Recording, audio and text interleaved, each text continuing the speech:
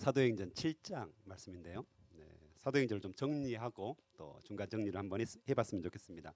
사도행전 1장에서는 예수님의 승천 기록, 예수님께서 제자들과 마지막 말씀하시고 승천 기록이 나오죠. 그래서 이제 주제 구절이 나오는데 특별히 오직 성령이 너희에게 임하시면 너희가 권능을 받고 예루살렘과 온 유대와 사마리아와 땅 끝까지 이르러 내 증인이 되리라. 사도행전의 이제 전체 주제를 나타내는데요. 이 구절을 이제 말씀하시죠. 그리고 이제 2장에 가서 성령께서 강림하는 사건. 그래서 성령께서 어떻게 역사하실 것인가, 교회 안에서 어떻게 역사하실 것인가 그 시작을 보여주시죠. 3장에 가서 이제 베드로와 요한의 이적 사건들이 일어나면서 이제 박해가 시작되죠. 점점 박해가 계속해서 핍박과 박해가 계속해서 진행되고 있고요. 그다음에 이제 5장, 6장 이쪽에서 내부적인 문제가 생깁니다. 그래서 외부적인 핍박도 있었지만 교회 안에서 내부적인 문제들이 생기는데 아나니와 삽비라 사건. 특별히 이제 거기는 거의 즉사하죠. 바로 죽습니다. 그것은 이제 교회가 초창기에 생기면서 아주 높은 최고의 거룩성을 지켜야 되기 때문에 하나님께서 표본적인 그런 이렇게 즉사 사건 바로 죽이는 거죠. 그래서 거룩함을 유지합니다, 실제로. 그리고 6장에 지난 시간에 배웠던 이제 헬라파하고 히브리파. 이거는 이제 처음 시작 같은데요. 실제로 오래된 내부적인 갈등이었고요. 나중에 이제 사도행전을 계속해서 살펴보면 실제로 이 헬라파와 히브리파 사람들이 굉장히 유대인들이 굉장히 싸웁니다, 실제로. 그래서 그것 때문에 예루살렘 총회가 나중에 생기기도 하고요. 그래서 굉장히 하나님께서 지혜롭게 이 문제들 해결하십니다. 그래서 결국엔 갈라질 정도, 그러니까 교회가 아주 분열될 정도의 아주 심각한 문제였었는데 실제로 그것들을 하나님께서 잘 처리하셨죠. 성령께서 인도하셔가지고 분열되지 않고 유지가 됩니다, 실제로. 근데 계속해서 갈등의 요소들은 남아 있습니다. 그래서 다시 이제 1장으로 돌아가면 오직 성령이 너희에게 임하시면 너희가 권능을 받고 예루살렘과 온 유대와 사마리아와 땅 끝까지 이르러 내 증인이 되리라, 이 말씀이셨잖아요. 근데 점점 삐그덕 소리가 납니다. 지금 5장 6장 오면서 교회가 예전에는 성령께서 임하실 때는 완벽했는데 점점 뭔가 문제가 생기고 삐그덕 소 달구지 지나가면 삐그덕 거리잖아요. 짐을 싣고 가면. 그렇듯이 뭔가 문제가 생기고 있다는 사실들을 여러분들이 감지하실 수 있습니다, 실제로. 오순절 성령 강림 사건 때는 완벽했죠. 성령께서 임하셨고 놀라운 일들이 일어났고 그 후로 교회가 유무상통이 일어나고 수많은 사람들이 예수님께 돌아오고, 특별히 지난 시간에 보면 유의해서 볼 게 제사장들이 돌아왔다. 그렇죠? 허다한 제사장의 무리도 이도의 복종하니라, 이 말씀하시거든요. 굉장히 의미 있는 말입니다. 나중에 한번 살펴볼 텐데 제사장들까지 돌아오는 역사가 일어났는데 어쨌든 교회는 삐그덕. 왜 그랬을까? 그렇죠. 비본질에 집중했고요. 특별히 하나님께서 원하시는 것은 복음이 계속해서 전파되는 것이었거든요. 근데 여전히 지금 예루살렘에 머물러 있어요. 유대인들에게 머물러 있어요. 헬라파건, 히브리파건 여전히 유대인들에게 머물러 있는, 복음이 갇혀 있는 듯한 그런 여러분들이 감을 가지셔야 돼요, 실제로.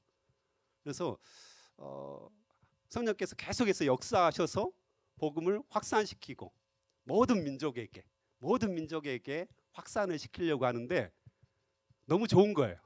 교회가 너무 좋은 거예요. 예루살렘 교회가 너무 좋은 거예요. 네 것 내 것이 없잖아요, 지금. 최고의 모델처럼 여겨지는 그 예루살렘 교회, 너무 평안하고 너무 좋고 성령께서 함께 하셨고 하나님께서 함께 하시고 서로 사랑하고 섬기고 자기 밭이라든가 여러 가지 물건들을 팔아가지고 다른 사람들 도와줘서 빚자란 사람들이 없고 가난한 사람들이 없는 거예요. 최고죠. 이 정도 교회가 어디 있습니까? 그러니까 점점 이 그리스도인들이 거기에 머물러 있는, 안주하는 이런 모습들, 이게 이제 조금씩 뭔가 삐걱거린다, 문제가 생기는 그런 현상들이 계속해서 일어납니다. 이제 그 와중에 이 스데반이 쫙 하고 나타납니다. 스데반 집사가. 근데 스데반 집사를 잘 살펴보면요, 어제도 이제 살폈는데 예수님을 굉장히 닮았습니다. 놀랍습니다. 스데반 집사를 하나하나 설명하는 것을 보면요, 거의 예수님이에요. 예수님의 모습을 굉장히 많이 닮았다는 것을 알 수 있는데요. 8절에도 지난 시간에 보면 6장 8절에 보면 은혜와 권능이 충만했다 이 말씀이 있고, 10절에 보면 지혜와 성령, 그렇죠? 은혜와 권능 이야기는 누가 복음에 나와 있습니다. 그래서 예수님이 어린 시절 그걸 묘사할 때 이 표현들을 쓰고요. 그 다음에 사람들을 매수해서 모함하는 장면 있죠. 예수님도 그렇게 당하시죠. 거짓 증인들을 세우잖아요. 그 다음에 나사렛 예수가 이것을 헐고 모세가 우리에게 전하여 준 규례를 고치겠다, 성전을 헐게 했다. 이것도 이제 모함에 해당되잖아요. 그 다음에 천사의 얼굴과 같다, 이 말은 예수님께서 변화산에서 변화된 모습들, 그런 모습들까지. 그다음 나중에 순교할 때도 저들의 죄를 용서하여 주십시오. 아주 똑같아요. 그러니까 예수님의 모습을 그대로 판박이처럼 닮은 분이 바로 스데반이세요. 또 순교를 통하여서 이렇게 복음을 계속해서 증거하는 그 모습까지도 똑같거든요. 그 스데반이 오늘 이제 설교를 합니다. 긴 설교를 하거든요. 그래서 굉장히 부담스러운 설교입니다. 다른 이제 사도행전의 사건들은 이렇게 사건이 계속 전개가 되기 때문에 굉장히 흥미진진한데, 실제로 이 사도행전은 설교가 여러 편 들어가 있어요. 그래서 여기를 보면 이게 답답하죠. 특별히 스데반 집사의 설교는 구약 전체를 꿰요, 실제로. 그래서 아브라함부터 시작해서 다윗까지, 그래서 예수님까지 연결시키거든요. 그래서 이 말씀을 보다 보면 구약적인 지식이 없으면 굉장히 헤맬 수 있는 그런 내용들인데요. 어쨌든 이 예루살렘 교회가 복음을 계속해서 모든 사람에게 증거하지 않고 자기들끼리 머물러 있을 때 이 사건이 일어납니다. 그래서 스데반의 이제 순교 사건까지 이어지는데요. 그래서 결론적으로 말하면 스데반 순교 사건 이후에 하나님께서 예루살렘 교회로 완전히 흩으십니다.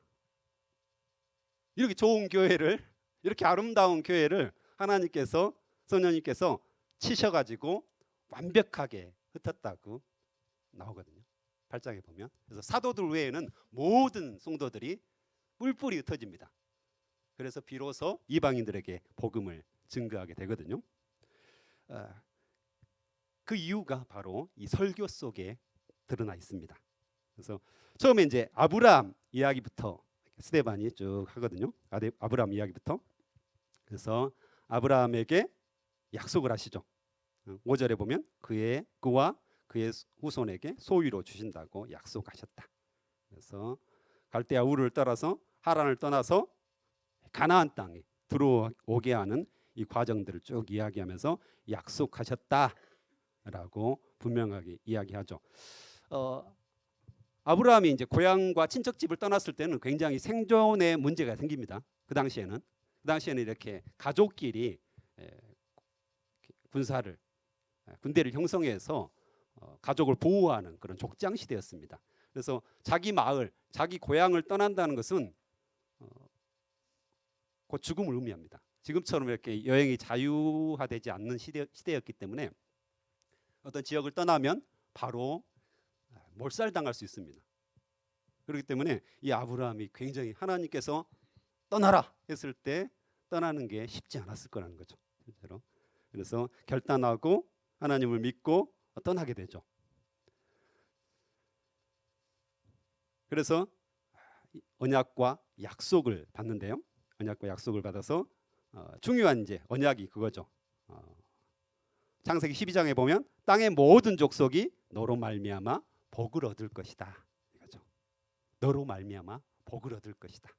이게 이제 다른 말로 하면 제사장 나라가 되게 하겠다 이 말이거든요. 굉장히 중요한 의미입니다. 실제로 조금 전에 이야기했잖아요. 제사장의 허다한 제사장의 무리가 돌아왔다. 이 문맥하고 상당히 어울리는 건데요. 그래서 너로 말미암아서 모든 민족이 복을 얻게 하겠다. 복의 통로가 되겠다. 그래서 네가 축복하면 그 민족들이 축복을 받고 네가 저주하면 그들이 저주받을 거다. 이 이야기를 하면서 제사장 나라 너를 통해서 복음이 계속해서 흘러가게 될 것이다 라고 약속을 해줍니다. 위대한 약속이죠. 그래서 이 아브라함을 통해서 계속해서 후손들이 만들어지고 또 그들을 통해서 복이 계속해서 흘러갑니다. 근데 한 가지 더 이야기를 하면 이 아브라함이 나왔던 메소포타미아 이 지역이 나중에 어떤 일들이 일어나냐면 세 개의 제국들이 형성이 됩니다. 기억하시는 아시리아, 그 다음에 바벨론, 바사와 메데, 페르시아죠. 페르시아. 차례차례 계속해서 세 개의 제국들이 생기는 것이 바로 아브라함이 떠났던 의미가 있죠. 떠났다는 거예요. 떠났던 메소포타미아 지역에서 형성이 됩니다.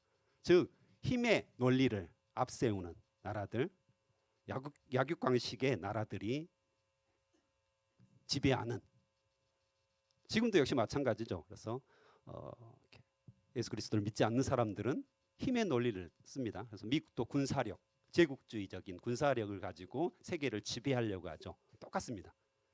세계 역사상 아브라함의 시대부터 지금까지 계속해서, 또 아담 시대부터 지금까지 계속해서 힘의 논리를 앞세운, 힘으로 세계를 정복하려는 자들과 하나님의 말씀, 하나님의 사랑, 복음으로 세계를 다스리고 정복하려는 우리들과 싸움들이 계속됩니다. 성경은 그것을 이야기합니다.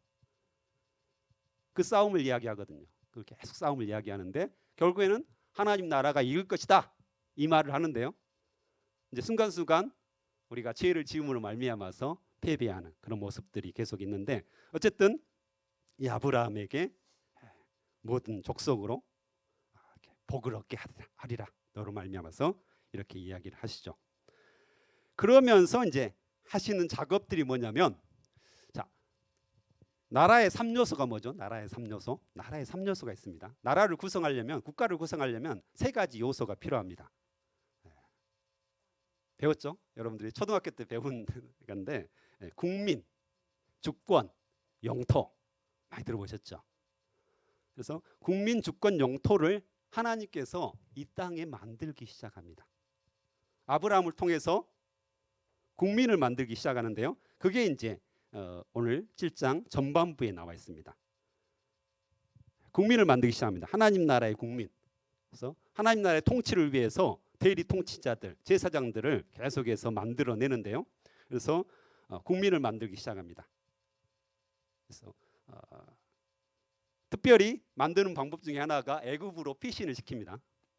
왜 그랬을까요? 족장 시대였다 했잖아요. 그래서 이 아브라함이 이동을 했는데, 가나안 땅으로 이동했는데 보니까 주변에 수많은 족속들이 있었어요. 거기에 놔뒀으면 어떻게 됐을까요? 금방 사라졌을 겁니다. 아마 거기서 경쟁하다가 사라질 위기에 처했어요. 실제로. 그래서 커다란 국민, 하나님 나라를 이룰 수 있는 국민들을 만들기가, 백성들을 만들기가 쉽지 않았을 것입니다. 그래서 그들을 애굽으로, 고센 땅으로 피신시켜 가지고 완전하게 보호를 합니다. 거기서 생육하고 번성해 가지고 수많은 사람들이 계속해서 번성하죠. 할렐루야. 그래서 하나님의 나라의 국민들을 거기에 쭉 포진을 시킵니다.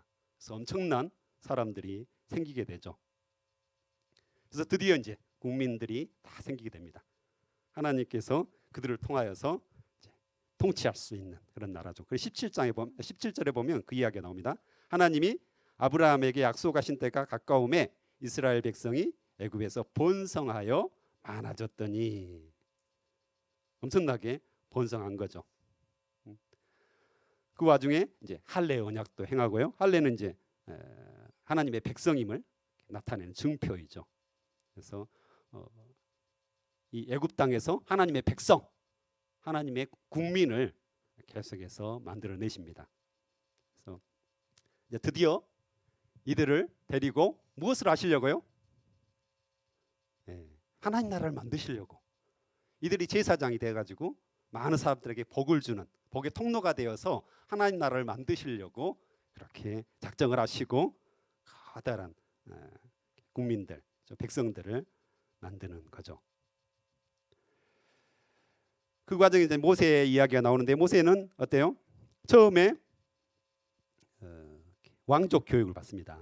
왕이 수호를 받죠. 세상 제국주의 통치 그런 원리들을 배우게 됩니다. 그래서 나중에 어떻게 하죠? 자기 혈기로, 자기 힘으로, 자기 능력으로, 자기 많이 배웠잖아요. 왕이 수호를 받았으니까요. 왕자들과 함께 수호를 받았고 굉장한 지식과 또한 군사적인 그런 훈련들을 받았기 때문에 자기가 이 민족을 구원하리라, 이스라엘 민족을 구원하리라 생각하고 행동을 하는데 어떻게 되죠? 실패하죠. 실제로 쫓겨나죠. 그래서 광야에 40년 동안 나그네가 돼요. 실제로 하나님이 원하는 방법이 아니었다는 것입니다. 하나님 나라를 세우고 이스라엘을 구원하는 방법은 자기의 힘, 자기의 능력 이걸로 되는 것이 아니라 바로 하나님의 능력, 성령의 능력으로 된다는 것을 이렇게 보여주는 거죠. 그래서 오늘 본문에도 보면 하나님이 계속해서 반복이 됩니다. 주체가 하나님이고 하나님께서 계속해서 이 이스라엘 백성들을 보호하시고 지키시고 또한 큰 민족을 만드셔서 모든 민족에게 복음을 증거하고 하나님의 왕 되심을 선포하고 하나님의 나라가 임하게 하겠다. 이게 이제 하나님의 원리인데 모세는 그걸 착각했죠. 자기의 힘으로 한번 해보리라 하고 했는데 그것이 막히게 됩니다. 그래서 나중에 40년 후에 어떻나요? 전혀 빈털터릴 때 그때 하나님이 나타나셔요. 하나님께서 직접 하시겠다 이 말입니다. 하나님이 나타나셔서 내가 하겠다 하시고 일들을 행하시죠. 그래서 이제 절반 정도 이렇게 마치게 되는데 오늘까지 이 스데반이 굉장히 놀라워요. 아마 헬라파 유대인이잖아요. 전통 유대인도 아니고. 근데 굉장히 구약을 잘 꿰뚫고 있어요. 구약이 어떤 주제를 가지고 있는가? 하나님 나라. 또한 하나님께서 왕이시고 하나님이 통치하시고 이런 부분에 대해서 명확하게 스데반이 알고 있는 모습들을 보며 아마 학가다를 하지 않았을까 이런 생각들을 제가 해봤습니다. 그래서 말씀 묵상과 또 말씀 통독과 암송과 연구들 이걸 굉장히 열심히 했다라는 생각이 들어요. 집사임에도 불구하고 구약 전체를 완전하게 깨고 있거든요. 그래서 와 대단하다라는 생각들이 들었습니다. 그래서 이 구약을 다 읽지 않고는 절대 파악할 수 없는 내용들을 완벽하게 알고 있는 모습이거든요. 그래서 우리가 정말 하나님께 쓰임 받기 위해서 말씀 안에 푹 잠겨야 되겠다. 말씀이 내 것이 되고 정말 그 말씀이 내 안에서 살아 움직이게 만드는. 그래서 이 정도의 설교를 한편 할 수 있는 구약을 완전하게 정리하고 하나님의 뜻과 또 내일 이제 살펴볼 그것을 예수님과 연결시킬 수 있는. 그래서 결국에는 이 모든 일들이 예수님의 복음과 구원과 관련돼 있다는 것을 딱 밝힐 수 있는 이 정도는 돼야 되는데 저도 역시 많이 부족한 모습들이 있거든요. 그래서 늘 말씀 연구하고 그러는데 우리 귀한 지체들도 주의 말씀에 깊이 있게 잠겼으면 좋겠습니다. 지금 이제 하시고 있는 게 말씀 통독과 학가다잖아요. 말씀 묵상과 학가다잖아요. 근데 이제 통독도 좀 하셨으면 좋겠습니다. 전체적으로 쭉 읽는 것도 필요하고요. 더 하시길 원하시는 분들은 연구도 하셨으면 좋겠습니다. 특별히 이제 지금 같은 경우는 이제 사도행전 나오잖아요. 그러면 여러 가지 참고 서적들이 있습니다. 참고 서적들이 있기 때문에 그 서적들을 이렇게 구입해서 좀 더 깊이 있게 연구하면 그냥 글자잖아요. 글자가 살아 움직입니다. 실제로 살아 움직이고 이 표현 하나하나가 왜 쓰였는지 조금 전에 말씀드렸듯이 허다한 제사장의 무리도 이도에 복종하니라 이런 말씀이 결코 그냥 스쳐 지나가지 않습니다. 이제 의미를 담아서 하나님께서 딱 써놓으셨거든요. 그걸 우리가 발견하면 우리 안에서 솟아나는 샘물이 되는데 모르면 너무 어렵고 지루하고 힘들고 이걸 왜 이렇게 길게 써놨어? 왜 이 구약의 정리를 이렇게 해놓은 거야? 막 이런 불평과 불만이 생길 수밖에 없습니다. 그래서 여러분이 할 수만 있다면 성경을 연구하는, 그래서 책도 구입하고 또 뭐 여러 가지 사전들도 있습니다. 성경 사전 이런 것들도 좀 구입해서 좀 더 연구하는 그런 모습으로 우리가 하나님을 더 알아갔으면 좋겠습니다. 함께 기도하겠습니다.